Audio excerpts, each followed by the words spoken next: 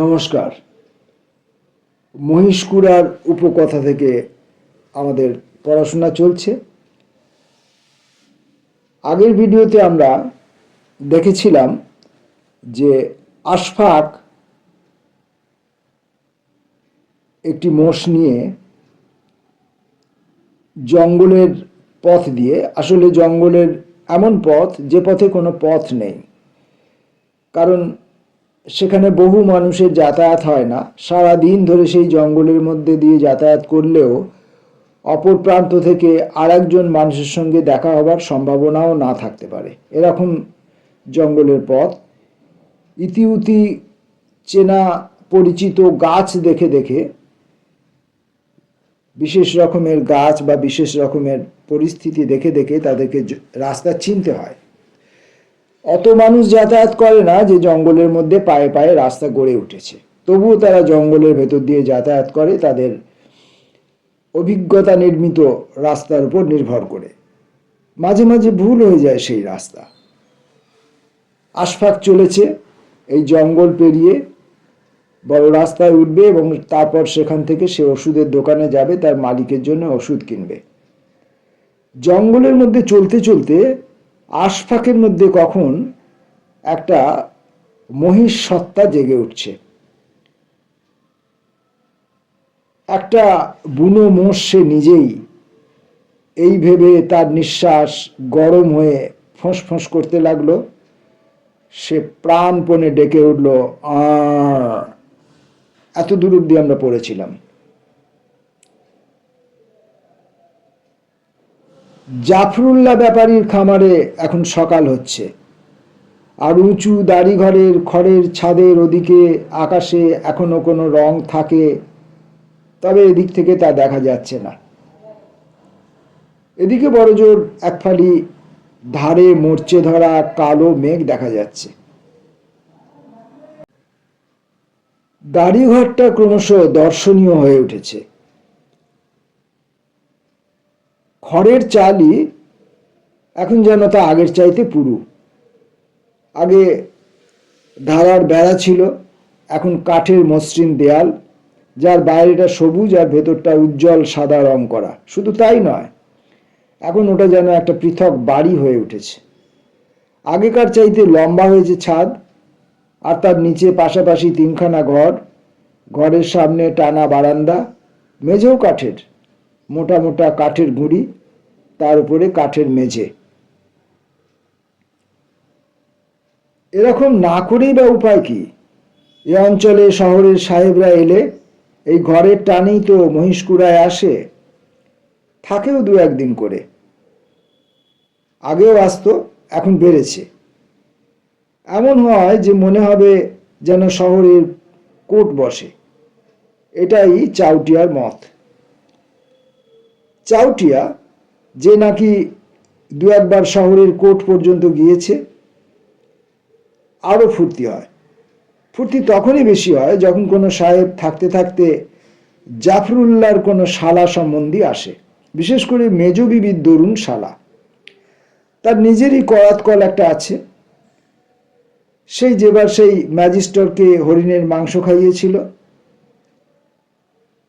যাই বলো, ওটা কিন্তু বেআইনি, ওই হরিণ মারা। জাফরুল্লাহর শালা ম্যাজিস্টরকে সঙ্গে নিয়ে ধান ক্ষেতের মধ্যে লুকিয়ে থেকে মেরেছিল হরিণ। আশফাক জেনেছিল সাত্তারের কাছে। ছাল ছাড়িয়ে কাটাকুটি করে সেই মাংস দাড়িঘরের রসুইখানায় কখন পৌঁছে দিল তাও আশফাক জানত না, এমনকি ছমিরও না। পরের দিন ম্যাজিস্ট্রেট যখন তার জিপে উঠছে, তখন এক টিন মাংস উঠতে দেখে আশফাক অবাক হয়েছিল। সে মাংস সেদিন জাফরুল্লাহর বাড়িতেও রান্না হয়েছিল। আশফাক খেয়ে থাকবে নিশ্চয়, কিন্তু মনে রাখবার মতো কোনো স্বাদ পায়নি। সবই তো চোখের উপরে ঘটে, কিন্তু কোনো কোনোটা এমন করে ঘটে যে মনে থেকে যায়। খাসি বলো, বকরি, পাঠা, সেসব জবাই করার ভার ছমিরের। মাস ছয়েক আগে শহর থেকে 8-10 জনের একটা দল এসেছিল। তারা এদিককার গ্রামগুলোতে মিটিং করে বেড়াচ্ছিল। লাঠির ডগায় 2 লাঠির মধ্যে লাল ফালি কাপড়, এসব নিয়ে চেঁচিয়ে চেঁচিয়ে গ্রামের মধ্যে ঘুরলো এবেলা ওবেলা।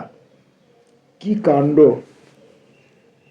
ছমির, সাত্তার, নসির, আশফাক, চাউটিয়া, মোট কথা জাফরুল্লাহর যত লোক। গ্রামের অন্য 5 জনও জানতে পারল নাকি আইন হয়েছে কাজের জন্য 8.5 টাকা করে পাওয়া যাবে। গ্রামের যত জমি দেখো গরিবদের মধ্যে বন্টন করে দেওয়া হবে। তার চাইতেও মজার কথা, গিরি গৃহস্থ আর আদিয়ার এরা নাকি 2 জাত। তাদের মধ্যে গিরিরাই আদিয়ারদের সঙ্গে শত্রুতা করে। আর যারা এসেছিল সকলেই নাকি এক জাত, আদিয়ারের দলের তারা। অথচ চাউটিয়া বলেছিল সেই দলে জাফরুল্লাহর বড় বিবির ভাতিজা খলিল ছাড়া আর কেউ মুসলমান ছিল না। অন্যদিকে আদিয়ারের মধ্যেও হিন্দুও আছে, মুসলমানও আছে। গিরিদের মধ্যে হিন্দুও আছে, মুসলমানও আছে। হিন্দু আর মুসলমানের মারামারি এদিকে এই জঙ্গলের মধ্যে, এমনকি এই দিকে শহরেও কোনোদিন হয় না। কিন্তু কোন হিন্দু বা কোন মুসলমান আছে যে দূরে দূরে শহরে এইসব মারামারির গল্প না শুনেছে? আর জাফরুল্লাহর ছোট বিবির ঘরেও এডিওতে গান হয়, খবর বাঁটে। শহরের সেই দল বেঁধে আসা ছোকরা বাবুদের একজনকে আশফাক জিজ্ঞাসা করেছিল ভয়ে ভয়ে ঘুরিয়ে ফিরিয়ে, এদিকে আদিয়ার আর গিরিদের দলে মারামারি হতে পারে কিনা। কলেজে পড়া সেই ছোকরা বাবু আশফাককে বুঝিয়েছিল সেটাই হবে জিহাদ। কিন্তু আসল কথা, সেই সেবার যে মাংস কাটা হয়েছিল দাড়িঘরের কাছে, জাফরুল্লাহর গরুর দলে 2-1টা ষাঁড় সবসময়ই থাকে। এই ষাঁড়টার মাত্র মাস 3 মাথার লোম ছাড়িয়ে শিঙের মোচা দেখা দিয়েছে। ইতিমধ্যে ঘটনার 3-4 আগে গাভীর দরুন পাকা ষাঁড়টার সঙ্গে গুঁতোগুঁতিও করেছে। ইতিমধ্যেই 1.5 হাত 1.25 হাত হয়েছে খাড়াইয়ে। আশফাক দেখল গরুর দলের মধ্যে ঘুরে ঘুরে ছমির কিছু করছে। তারপর দেখলে একটা গাভীকে তাড়িয়ে আনছে সেই দাড়িঘরের দিকে, আর তার পিছন পিছন সেই নতুন হরিণের রঙের ষাঁড়টা ছুটে আসছে। দাড়িঘরের কাছাকাছি আসতে ছমি তার নিজের পিঠের দিকে কোমরে গোঁজা রশিটা হঠাৎ পরিয়ে দিল ষাঁড়টার গলায়। এখন এই গরুর দলে গলায় দড়ি পরানো তেমন হয় না। রাত্রে তারা খোঁয়ারে থাকে, সকালে খোঁয়ার খুলে ছাড়া হয়। দুধ দোয়ানোর সময় গাভীদের বাঁধা হয়। তামাকের ক্ষেতের লাঙলে বলদ জোড়া হয়, তখন তাদের গলায় দড়ি ওঠে। কিন্তু এঁড়ে, ষাঁড়, বকনা এরা দড়ি চেনে না। কাজেই দড়ির সামনে পড়তেই, বিশেষ সেই সুযোগে গাভীটা সরে যেতেই ষাঁড়টা পাগলের মতো লাফাতে শুরু করলো। একবার তো ফেলেই দিল ছমিরকে হ্যাঁচকা টানে। উঠে ছমির এদিক ওদিক চাইল। ততক্ষণে দাড়িঘরের বারান্দা ভরে গেছে, যেন তারা এক খেলা দেখতে উৎসাহিত সেই বাবুরা। বনের ছায়ায় ষাঁড়টাকে মদ্দা হরিণও ভাবা যায়। ছমির দেখলে গাভীটা দাড়িঘরের কাছে গাব গাছটার নিচে দাঁড়িয়েছে, ষাঁড়টাকে পিছনে নিয়ে, আর একবার ছুটবার আগে। ছমির বুদ্ধি খুঁজে পেল যেন। হাতের দড়িটা ঢিলে দিতেই ষাঁড়টা গাব গাছের দিকে ছুটল। এখানেই ছমিরের ওস্তাদি। ষাঁড়টা ছুটল গাছটার ডান দিকে, ছমির দৌড়ালো বাঁ দিকে। দড়িটা ছিঁড়ল না, ষাঁড়টা তার দড়ির টানে বেদম হয়ে জিভ বার করে থেমে গেল। এই খেলার এই যেন নিয়ম।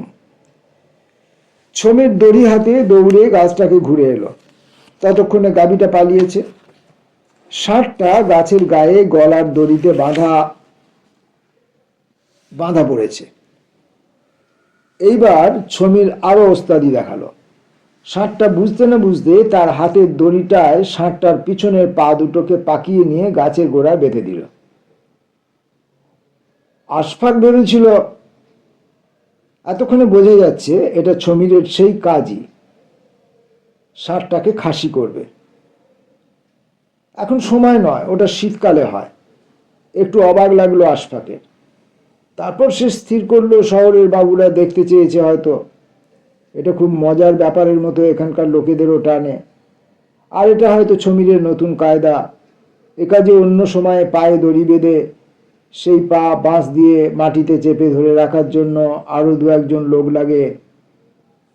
এবার ছমি একাই কারদানি দেখাবে। আশফাক তাড়াতাড়ি অন্যদিকে চলে গিয়েছিল। এটা তার একটা দুর্বলতা। কিছুদিন থেকে এ সময় সে পালায়। অন্য কাজে ছুতো থাকলে তো কথাই নেই, না থাকলেও যতদূর সেই গরু মোষের চিৎকার শোনা যাবে তার বাইরে কোথাও গিয়ে বসে থাকে। কেমন যেন ভয় ভয় করে তার। 3 মাস আগে, সেই যে জাফর যখন 3 মাস খামারে ছিল না, তখন এক দুপুরে এক স্বপ্ন দেখেছিল আশফাক।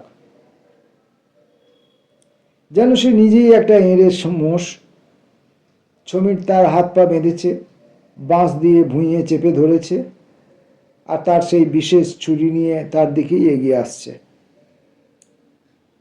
আতঙ্কে চিৎকার করে উঠে তার ঘুম ভেঙে গিয়েছিল। সেই থেকে দুপুরে সে আর ঘুমোয় না, জাফর বাড়িতে না থাকলেও। সেদিনও সে তাই করেছিল। জাফরুল্লাহর বাড়ির পিছন দিকে যে দহ, তার পারে সেই কুল গাছের নিচে সে ঘণ্টাখানেক পালিয়েছিল। কিন্তু এদিকেও তো তার কাজ।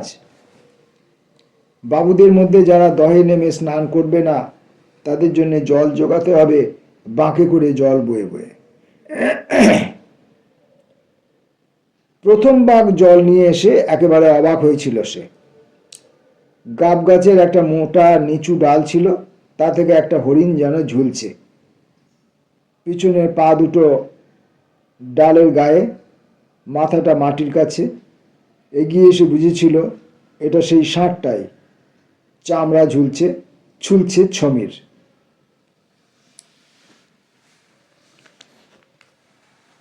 বাবুরা চলে গেলে আশফাক জিজ্ঞাসা করেছিল একদিন ছমিরকে, অমন করি জবেহ করলু আরিয়াটাক? অন্য কাজে ব্যস্ত ছমির বললে, করলাম তো। কেমন যেন একটা সহানুভূতির মতো কিছু অনুভব করেছিল আশফাক ষাঁড়টার জন্য। সে আবার বলল, কি ফায়দা, কার খায়? কেন, ওই ভোটবাবুর দল। সহানুভূতি জাতীয় মনোভাব মানুষকে নানা কথা অহেতুক বলায়। আশফাক আবার বলল, উমরানা সবাই হিন্দু হিঁদু? ছমির যা বললে তার সারমর্ম এই, ওরা সকলেই হিন্দু, কিন্তু 4টে ঠ্যাংই ওদের ভোগে লেগেছে। মুসলমানরাই রান্না করেছে, ওরা তাদের সঙ্গে বসেই খেয়েছে। অবশ্য আশফাক এই আধুনিকতার হেতু খুঁজে পায়নি, এমনকি একে আধুনিকতা বলে বুঝতেও পারেনি। জাত ধর্ম কিছু নয় তা ওরা বোঝালো। এটা ছমিরের বৈশিষ্ট্য, ধান চাল ছিটিয়ে মুরগি ধরা আর গাভীর ফাঁদে এড়ে ধরা জবেহর জন্য। এই জঙ্গলের মধ্যে যখন আশফাকের গলা দিয়ে একটা ষাঁড়ের মতো আওয়াজ বেরোচ্ছে এবং তার যখন মনে হচ্ছে যে সে হয়তো রাস্তা হারিয়ে ফেলেছে, তখন জঙ্গলের মধ্যে যেতে যেতে এইসব ঘটনার কথা তার মনের মধ্যে চলছিল।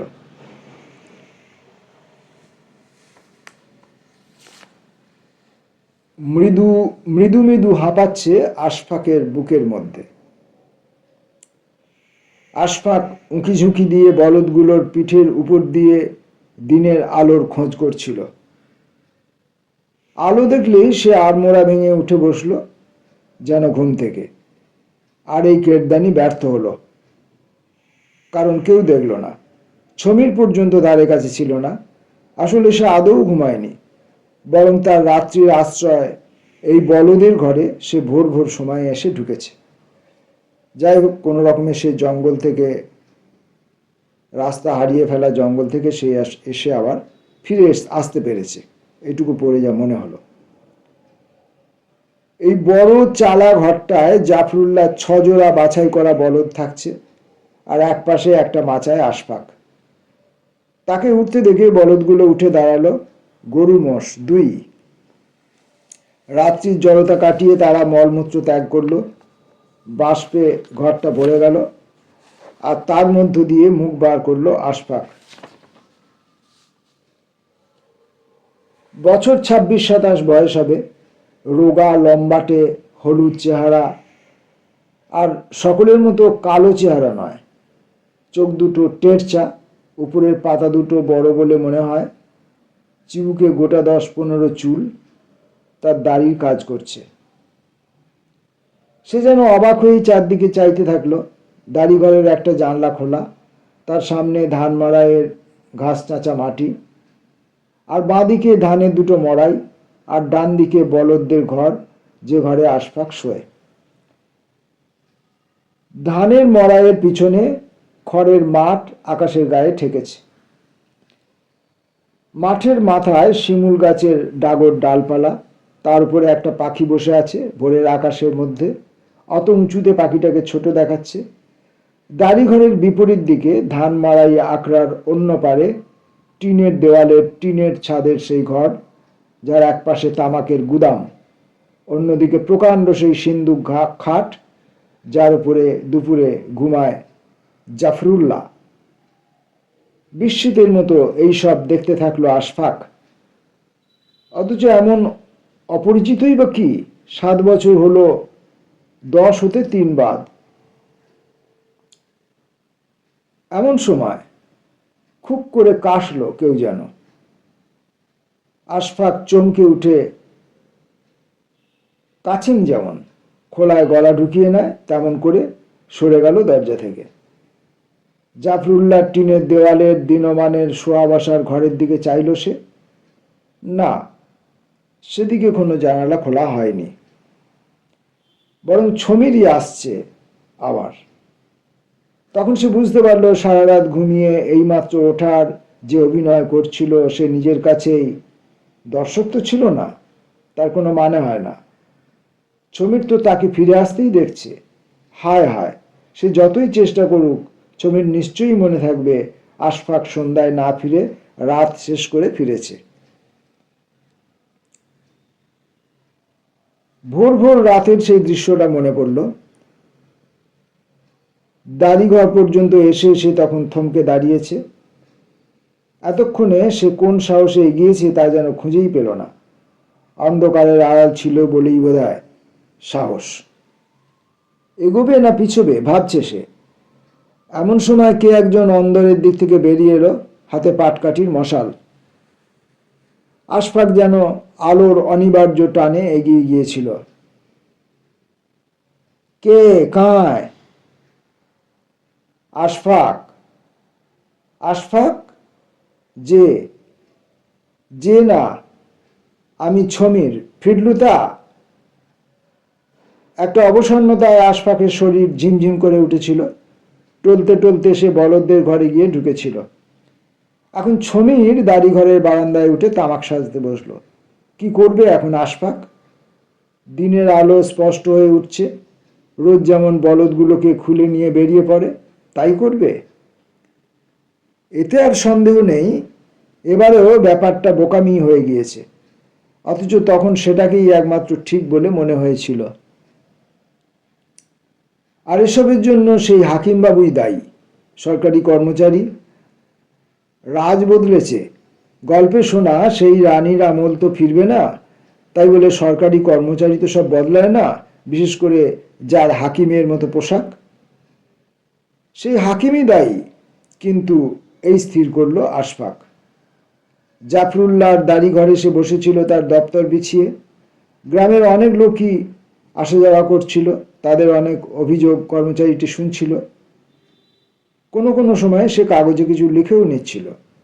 আর এইসবই শুনতে পেয়েছিল আশফাক দাড়িঘরের বারান্দার নিচে বসে পাট থেকে সুতালি তৈরি করতে করতে। অবশেষে জাফরুল্লাহ খেতে গেল, তার অন্য চাকররাও তারপরে। চারদিকে কেউ আর নেই। তখন এদিক ওদিক চেয়ে আশফাক হাকিমের সামনে গিয়ে দাঁড়িয়েছিল। তার নালিশ আছে, কঠিন নালিশ।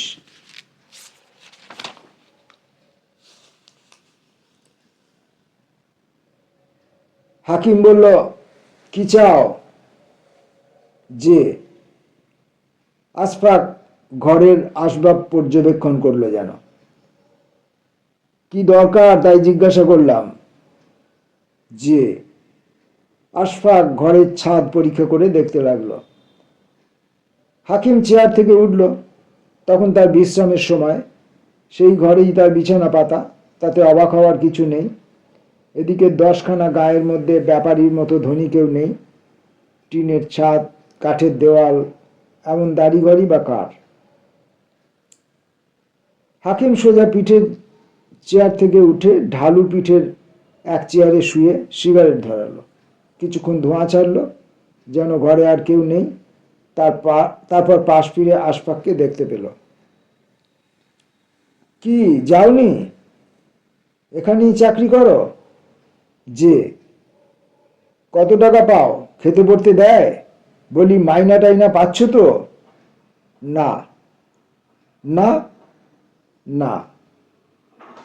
হাকিম অবাক হলো। কতদিন পাও না? 6-7 মাস। হাকিম হু করে হেসে উঠল। এই অদ্ভুত কথা শুনে আর আশফাককে দেখে তার খুব মজা লেগেছে, সন্দেহ নেই। সে আবার জিজ্ঞাসা করল, কার চাকর? জাফর ব্যাপারীর।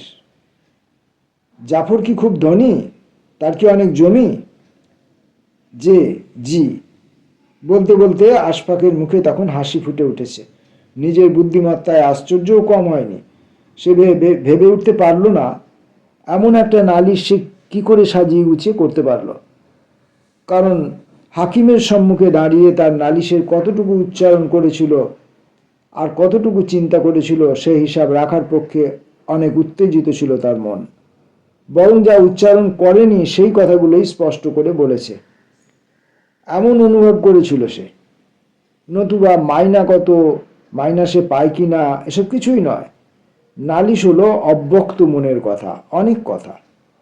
প্রথমে সে 10 বিঘা জমি পেয়েছিল চাষ করতে, কিন্তু সেই জমিতে ধান ফলানো কি সহজ কথা? জংলা ডাঙা জমি। জাফরুল্লাহকে ধানের ভাগ দিলে যা থাকবে তাতে 6 মাস চলা সম্ভব। জমির বিরুদ্ধেও তার নালিশ ছিল। জাফরুল্লাহ বরং তার খাওয়া দাওয়ার ভার নিক। একটা জমি এখনো তার নামে আছে, এখনো ধান হয়। খাওয়া পড়ার উপরে যে মাইনার কথা, মাইনার পরিমাণ, এসবই তো আশফাকের নিজেরই প্রস্তাব। হাকিমকে এসব কথাও কি সে সাজিয়ে গুছিয়ে বলেনি?